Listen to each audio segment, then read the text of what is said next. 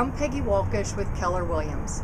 If you're thinking of buying a home, you owe it to yourself to hire an experienced real estate agent who's going to guide you throughout the home buying process.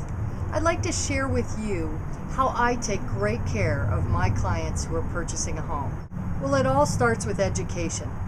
There's no reason that something should come up during a transaction that's a surprise that you could have been aware of prior to the process starting. So I always start by sitting down with my clients and sharing with them the home buying process. Things have changed dramatically in the past few years, so even if you bought a home or two, you probably aren't aware of all of the complications that can come up in today's market environment. I've closed more than 40 transactions in the past 2 years and negotiated many more contracts. So I've seen a lot of different circumstances and understand how to problem solve during the home buying process. One of the things I always talk to my clients about are the different loan types, because the different loan types definitely impact different types of properties that one can consider. For example, if you're going to get an FHA loan and you're buying a condo, that condo complex needs to be FHA approved. If it's a home with an FHA loan, there are certain property conditions that need to be met in order for the FHA loan to be approved. I think it's important that my buyers understand the California Purchase Agreement. So during our first meeting, we review the contract and talk about the main aspects of it.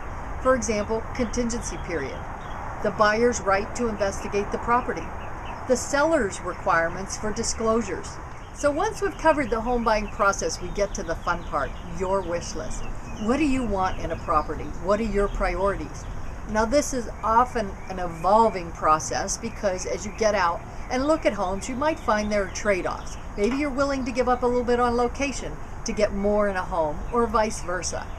In the process of setting up showings for homes, I contact the listing agent and make sure to get all of the relevant information about that property so that we go into that showing with all of the information in hand should my client desire to make an offer on that home.